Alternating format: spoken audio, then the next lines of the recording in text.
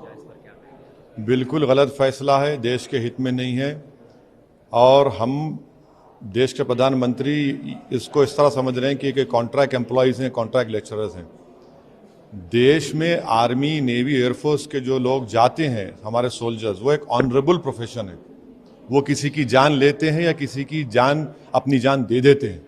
और उनको आप इस तरह से ट्रीट कर रहे हैं कि 4 साल, क्या मतलब? क्यों 4 साल भाई?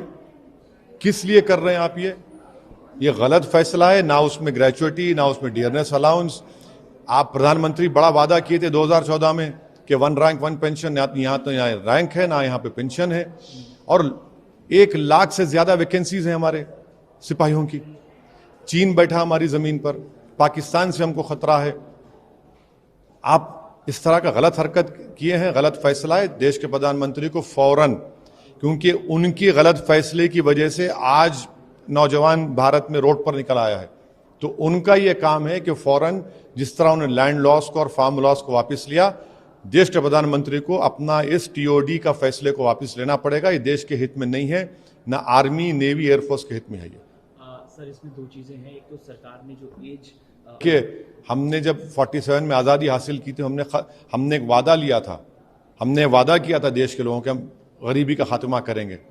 आप करेंगे, किसे 23 साल करे? क्या कर रहे हैं आप? ये क्यों आप खेल रहे हैं हमारी देश की सुरक्षा से?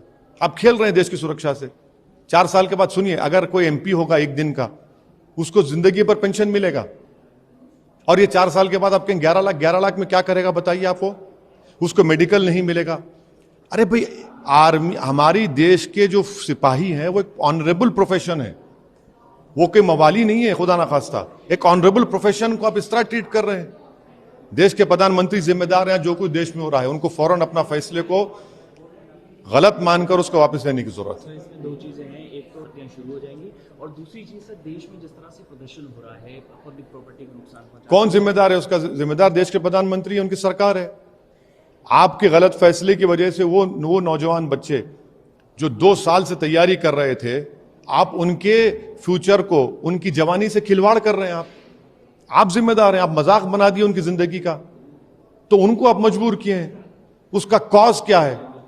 वो कोई सुनने वाले नहीं है। आप बड़ी बड़ी बातें कर लीजिए, वो ये देख रहा है कि मैं जिस चीज की तैयारी कर रहा था, एक तो खुदकुशी भी कर लिया बच्चा, एक तो जान चलेगी रेलवे में फायरिंग में।